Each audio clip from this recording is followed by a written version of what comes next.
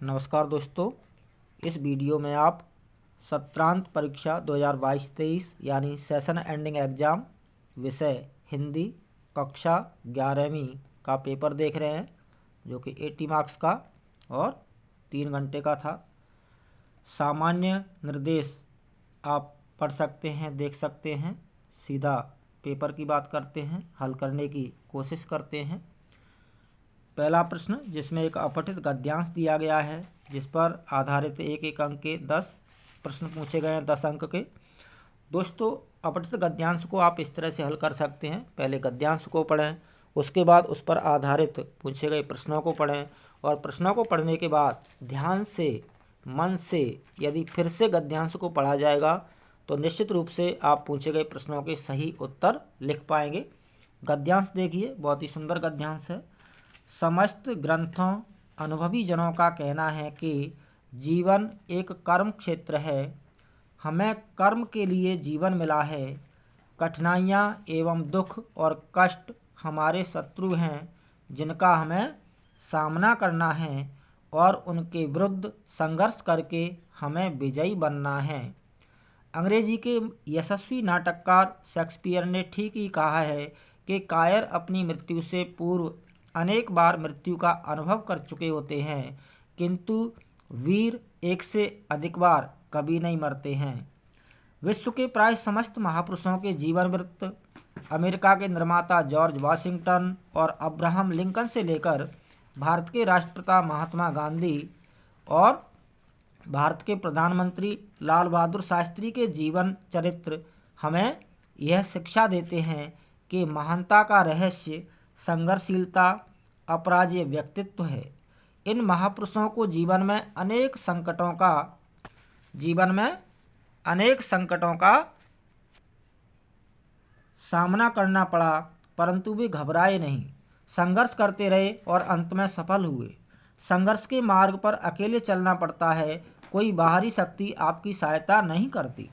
परिश्रम, दृढ़ इच्छा शक्ति व लगन आदि मानवीय शक्ति व्यक्ति को संघर्ष करने और जीवन में सफलता प्राप्त करने का मार्ग प्रशस्त करती हैं। समस्याएं वस्तुतः जीवन का पर्याय है। यदि समस्याएं ना हो तो आदमी प्राय अपने को निष्क्रिय समझने लगेगा। यह समस्याएं वस्तुतः जीवन की प्रगति का मार्ग प्रशस्त करती हैं। समस्या को सुलझाते समय उसका समाधान करते समय व्यक्ति का श्रेष्ठतम तत्व उभरता है। धर्म, दर्शन, ज्ञान, मनोविज्ञान इन्हीं प्रयत्नों की देन है। पुराणों में अनेक कथाएं यह शिक्षा देती हैं कि मनुष्य जीवन की हर स्थिति में जीना सीखें। वह समस्या उत्पन्न होने पर उसके समाधान का उपाय सोचें। जो व्यक्ति जितना उत्तरदायित्वपूर्ण कार्य करेगा, उतना ही उसके समक्ष समस्याएं आएंगी और उनके परिप्रेक्ष्य में ही उसकी महानता का निर्धारण किया जाएगा। 2 महत्वपूर्ण तथ्य स्मरणीय हैं। प्रत्येक समस्या अपने साथ संघर्ष लेकर आती है। प्रत्येक संघर्ष के गर्भ में विजय निहित रहती है। एक प्राचार्य ने विद्यालय छोड़ने वाले अपने छात्रों को यह संदेश दिया था, तुम्हें जीवन में सफल होने के लिए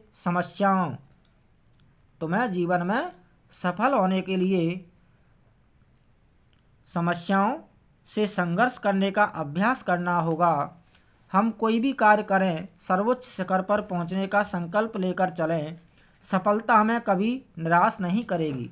समस्त ग्रंथों और महापुरुषों के अनुभव का निष्कर्ष यह है कि संघर्ष से डरना अथवा उससे विमुख होना लौकिक एवं पारलौकिक सभी दृष्टि से अहितकर है, मानव धर्म के प्रतिकूल है और अपने विकास को अनावश्यक रूप से बाधित करना है।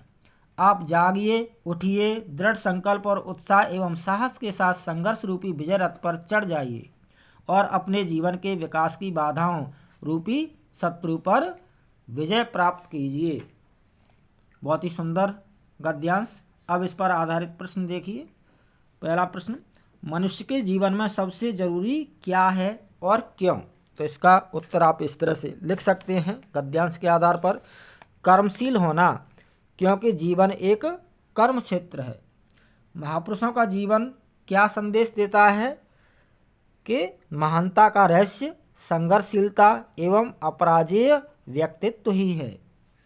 समस्याओं से क्या तात्पर्य, हमें उनका समाधान कैसे करना चाहिए।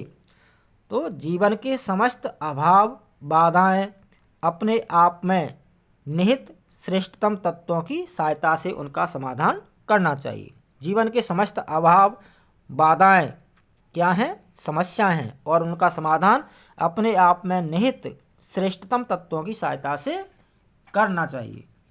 मनुष्य का विकास कब रुक जाता है? जब मनुष्य समस्या से भागने लगता है, हिम्मत हार जाता है। गद्यांश का उचित शीर्षक क्या हो सकता है? संघर्ष ही जीवन है। अंतिम अनुच्छेद में विजय रथ को किसका रूप माना गया है?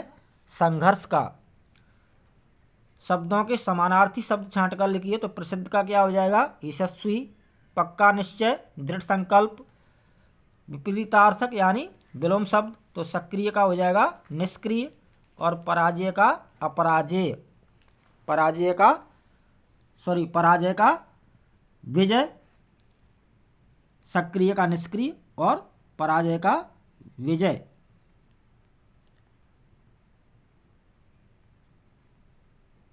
निम्नलिखित शब्दों में आए उपसर्ग और प्रत्यय अलग कीजिए। तो पारलौकिक में क्या होगा? परलोक। पारलौकिक में परलोक प्लस एक, परलोक मूल शब्द है और एक प्रत्यय हो जाएगा। अहित में अ उपसर्ग है और हित मूल शब्द है।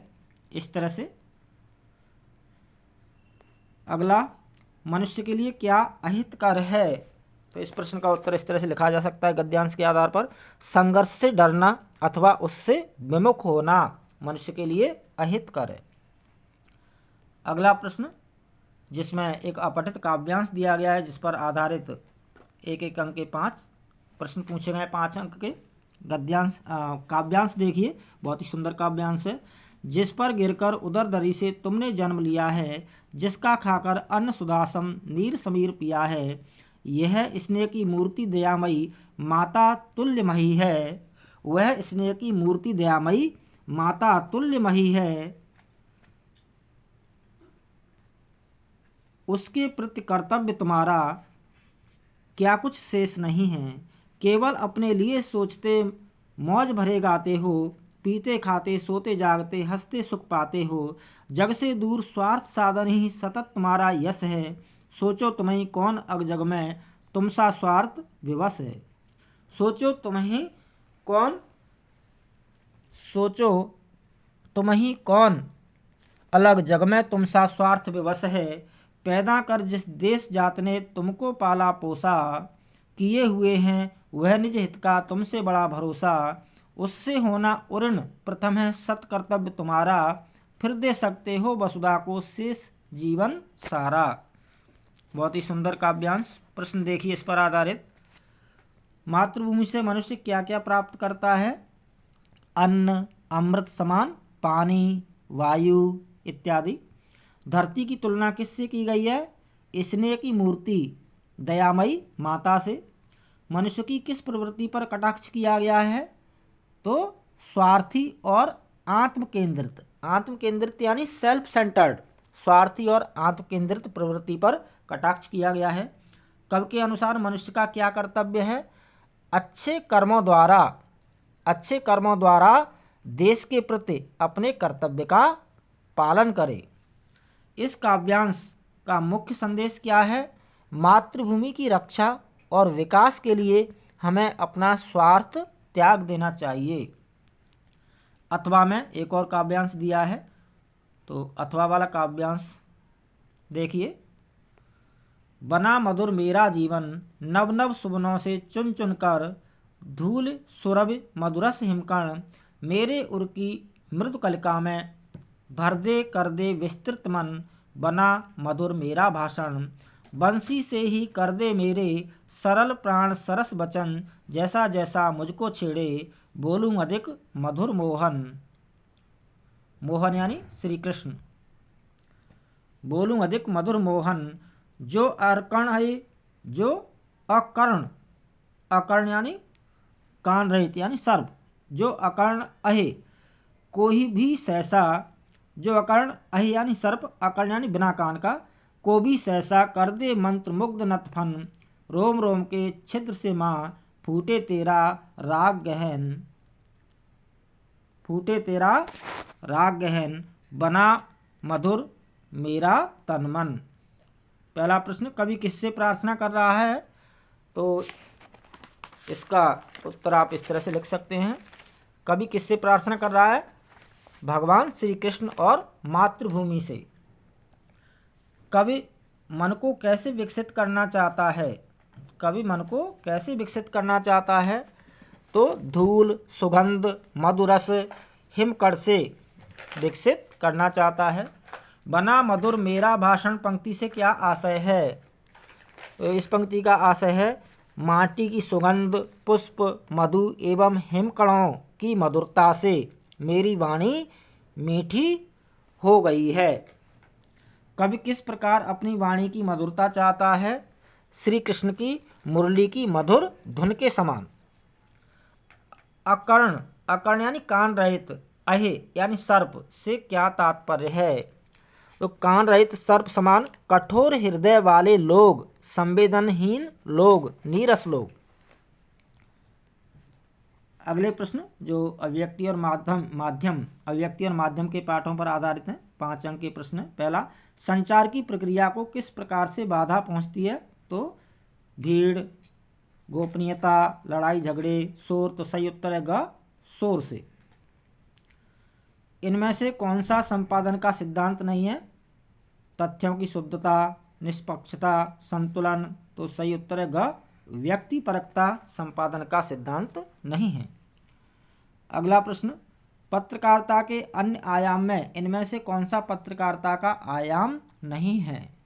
कार्टून, कोना, फोटो पत्रकारिता, निकटता, कार्टोग्राफ। तो निकटता नहीं है। अगला प्रश्न, प्राप्त संदेश का कूटवाचन कौन करता है? प्राप्तकर्ता, प्राप्तकर्ता। सरकारी कामकाज पर निगाह रखना, गड़बड़ियों का पर्दाफाश करना कहलाता है वॉचडॉग पत्रकारिता। आओ मिलकर बचाएं कविता में कवयित्री ने किसके जीवन के अनछुए पहलुओं से परिचित कराया है? तो संथाली आदिवासियों के। किसी के मरने पर गाए जाने वाले गीत को क्या कहते हैं? मरसिया। अक महादेवी ने किसका विरोध किया था? तो खा आंसर है पुरुष वर्चस्व का, पुरुष वर्चस्व का। बहर किसका प्रतीक है? गजल के छंद का। चंपा काले काले अक्षर नहीं चीनती कविता के कवि हैं त्रिलोचन।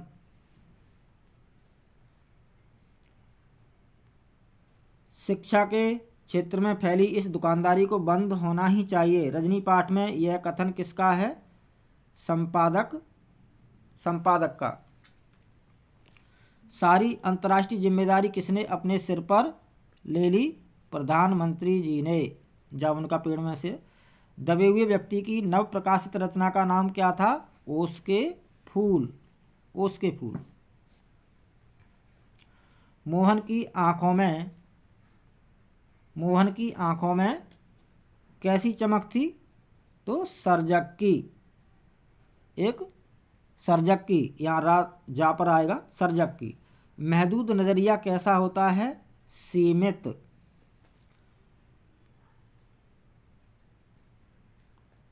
बेबी हलदार की लेखन की तुलना किससे की गई है? आशापूर्णा देवी से। बेतान भाग 1 के पाठों पर आधारित आशापूर्णा देवी से। मरुभूमि के विकसित किए गए समाज ने वहाँ उपलब्ध पानी को कितने रूपों में बांटा है? 3 रूपों में, पालर पानी, पाताल पानी और रेजानी पानी। उस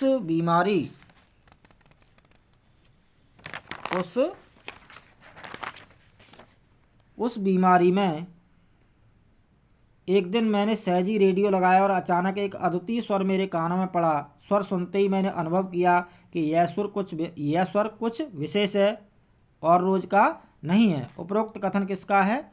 कुमार गंधर्व का। बेबी हवलदार को काम दिलाने में किसने मदद की? तो क सुनील ने। राजस्थान की रजत बूंदें पाठ के लेखक हैं अनुपम मिश्र। ऑप्शन सही है, अनुपम मिश्र। की अजब गायकी का दूसरा स्वरूप लिए उन्हीं की बेटी की कोमल आवाज़ में सुनने का अनुभव हुआ। रिक्त स्थान की पूर्ति का सही विकल्प से कीजिए। तो इसका सही विकल्प है दीनानाथ मंगेशकर। दीनानाथ मंगेशकर।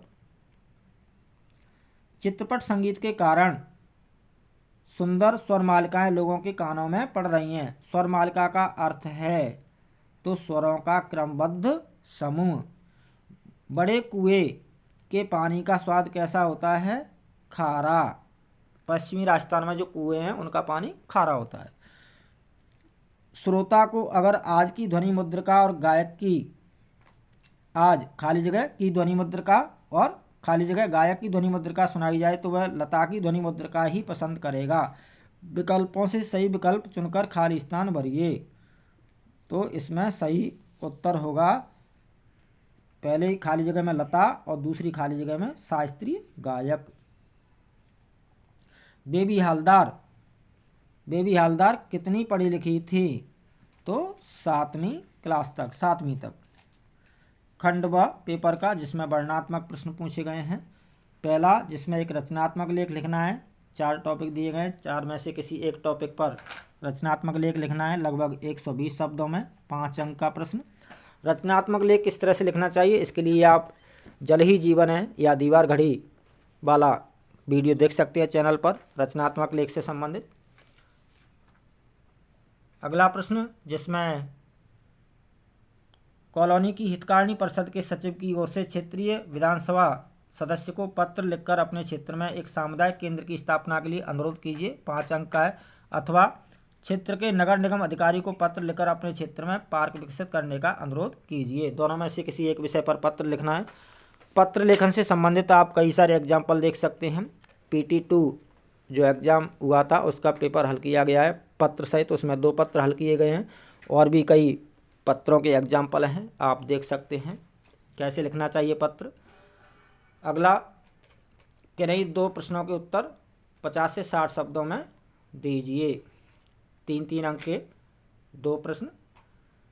पहला का डायरी निजी लेखन के साथ साथ सामाजिक आर्थिक परिप्रेक्ष्य का भी ब्यौरा है, स्पष्ट कीजिए। इस प्रश्न का उत्तर आप इस तरह से लिख सकते हैं। हाँ, डायरी लेखन वाला वीडियो भी आप देख सकते हैं अच्छे से समझने के लिए। इसका उत्तर इस तरह से लिख सकते हैं। तत्कालीन समाज की झलक मिलती है। तत्कालीन समाज के देश काल और वातावरण की झलक मिलती है। तत्कालीन समाज के आर्थिक पक्ष भी सामने आता है। अगला फ्लैशबैक तकनीक और फ्लैश फॉरवर्ड तकनीक क्या है, इसका उपयोग कहाँ किया जाता है? इस प्रश्न का उत्तर आप इस तरह से लिख सकते हैं।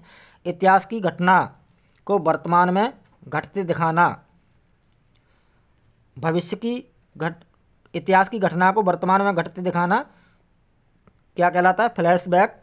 और फ्लैश फॉरवर्ड भविष्य की घटना को वर्तमान में घटते दिखाना फ्लैश फॉरवर्ड कहलाता है। फिल्म, टीवी, कहानी, उपन्यास, नाटक में इनका उपयोग किया जाता है। पटकथा लिखते समय किन किन बातों का ध्यान रखना जरूरी है, इसके लिए आप पटकथा लेखन वाला वीडियो देख सकते हैं चैनल पर। इस प्रश्न का उत्तर आप इस तरह से लिख सकते हैं। पटकथा लिखते समय दृश्य, घटना स्थल, घटना कहाँ घटित हो रही है, अंदर या बाहर, पात्रों की गतिविधियों की सूचना इत्यादि बातों का ध्यान रखना होता है।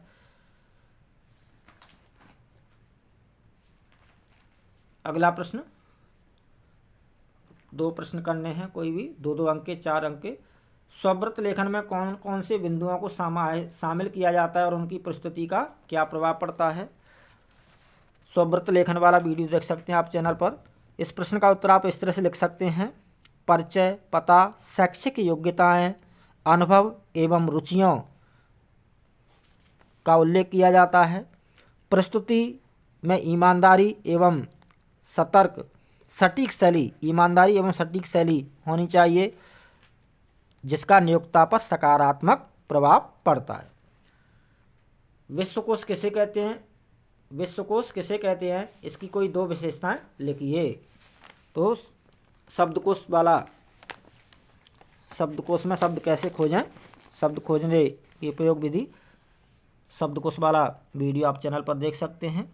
इस प्रश्न का उत्तर आप इस तरह से लिख सकते हैं, विश्व के समस्त ज्ञान का भंडार विश्वकोश कहलाता है। इसमें ज्ञान की सभी शाखाओं का समावेश होता है। संदर्भ ग्रंथों के बारे में आप क्या जानते हैं और इसके कितने प्रकार हैं? तो इस प्रश्न का उत्तर आप इस तरह से लिख सकते हैं, जिज्ञासा पूर्ति के उद्देश्य से देखे जाने वाला ग्रंथ संदर्भ ग्रंथ कहलाता है, जैसे विश्वकोश, साहित्यकोश, शब्दकोश इत्यादि। अगला, जिनमें से क्रय में से दो प्रश्न कीजिए, 3-3 अंक के दो प्रश्न, 6 अंक के। लक्ष्य प्राप्ति में इंद्रियां बाधक होती हैं, वचन पाठ के आधार पर अपने तर्क दीजिए। तो इस प्रश्न के उत्तर के लिए आप PT2 एग्ज़ाम वाला जो हल किया गया पेपर है उसमें इस प्रश्न का उत्तर आप देख सकते हैं। उसमें बताया गया है, ख, मीरा कृष्ण की उपासना किस रूप में करती हैं और वह रूप कैसा है? तो इस प्रश्न का उत्तर आप इस तरह से लिख सकते हैं, मीरा कृष्ण की उपासना पति रूप में करती थी। कृष्ण का वह रूप मन को हरने वाला है, जिनके सिर पर मोर का मुकुट है, जो गिर को धारण करने वाले हैं। दुष्यंत कुमार की गजल का मिजाज बदलाव के पक्ष में, इस कथन पर अपने विचार व्यक्त कीजिए। तो इस प्रश्न का उत्तर आप इस तरह से लिख सकते हैं, कवि के द्वारा परिवर्तन एवं बदलाव की बात कही गई है। अपने अधिकार एवं हक की प्राप्ति हेतु संघर्ष का स्वर मुखरित हुआ है। स्वाभिमान एवं आत्मसम्मान के साथ जीवन जीने का स्वर मुखरित हुआ है। अगला, दो प्रश्नों के उत्तर देने, 2-2 अंक के 4 अंक के प्रश्न। घर की याद कविता में पिता के व्यक्तित्व की किन विशेषताओं को उकेरा गया है? तो इस प्रश्न का उत्तर आप इस तरह से लिख सकते हैं, कोमल हृदय वाले, देश प्रेमी, फुर्तीले, वीर एवं साहसी, समस्याओं का डटकर सामना करने वाले। अगला, सबसे खतरनाक वह घड़ी होती है जो आपकी कलाई पर चलती हुई आपकी निगाह में रुकी है। इन पंक्तियों में घड़ी शब्द की व्यंजना से अवगत कराइए। इस प्रश्न का उत्तर आप इस तरह से लिख सकते हैं, घड़ी की तरह जीवन गतिशील है, प्रगतिशील है। घड़ी की व्यंजना सबसे खतरनाक समय से है। मनुष्य द्वारा सुनहरे भविष्य के लिए प्रयास न करने की ओर इशारा किया गया है। अगला प्रश्न, चंपा ने ऐसा क्यों कहा कि वह कलकत्ता पर बजर गिरे? तो चंपा ने ऐसा इसलिए कहा क्योंकि चंपा नहीं चाहती कि उसका पति कलकत्ता जाए। जब कलकत्ता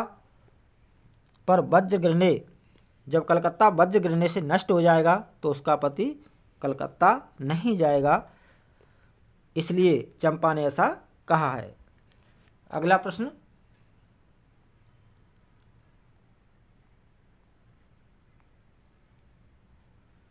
दो प्रश्न करने हैं, 60 शब्दों में उत्तर देना, लगभग 3-3 अंक के, 6 अंक के।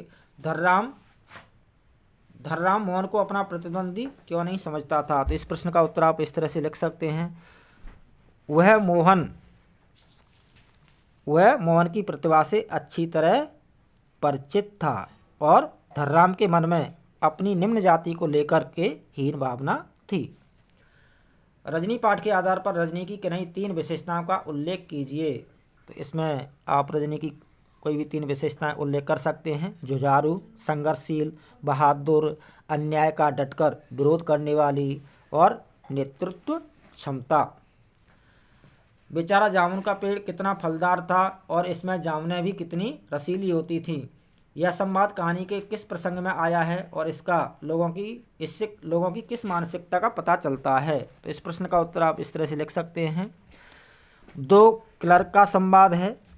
वे आदमी की चिंता ना करके रसीली जामुनों की बात कर रहे थे और यह उस प्रसंग की बात है जब जामुन का पेड़ गिर गया था और उसके नीचे एक व्यक्ति दब गया था और तब माली द्वारा बताए जाने पर 2 क्लर्क उस व्यक्ति की चिंता ना करके उस पेड़ के रसीले जामुन की बात करते हैं।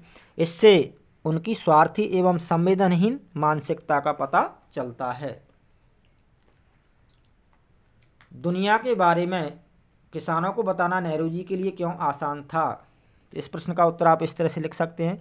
किसान पुराण और महाकाव्य से जुड़ी कथा कहानियों से परिचित थे। उन्हें भारत की प्राचीनता और उसकी विशालता का ज्ञान था। उनमें से कई किसान ऐसे होते जिन्होंने यात्राएं एवं तीर्थ किए हुए थे। कई किसान सैनिक भी थे जो युद्ध के लिए विदेश गए थे। इसलिए नेहरू जी के लिए किसानों को बताना आसान था। अगला, पाथेर पांचाली फिल्म की शूटिंग का काम 2.5 साल तक क्यों चला? तो इस प्रश्न का उत्तर आप इस तरह से लिख सकते हैं। नौकरी के कारण शूटिंग के लिए लेखक के पास पर्याप्त समय नहीं होता था। रुपयों का अभाव होना, पैसे खत्म होने पर शूटिंग बंद करनी पड़ती थी, पात्रों एवं दृश्यों की समस्या इत्यादि। नमक का दरोगा कहानी में पंडित अलोपीदीन के व्यक्तित्व के कौन से 2 पहलू उभर कर आते हैं? तो इस प्रश्न का उत्तर आप इस तरह से लिख सकते हैं। नमक का दरोगा कहानी में पंडित अलोपीदीन के नकारात्मक एवं सकारात्मक पहलू उभर कर सामने आते हैं। यानी नकारात्मक और सकारात्मक दोनों ही पहलू उभर कर सामने आते हैं पंडित अलोपीदीन का स्वार्थ भरा व्यवहार एवं गैर कानूनी तरीके से व्यापार करना नकारात्मक पहलू है। बंशीधर से मुलाकात होने के बाद बंशीधर को अपनी सारी संपत्ति का स्थायी मैनेजर बनाना, यानी हीरे की परख करने वाला नज़रिया तथा सज्जनता का परिचय देना उनका सकारात्मक पहलू है। तो यह था दोस्तों सेशन एंडिंग एग्जाम 2022-23 हिंदी का पेपर। बहुत बहुत धन्यवाद, हार्दिक शुभकामनाएं। जय हिंद।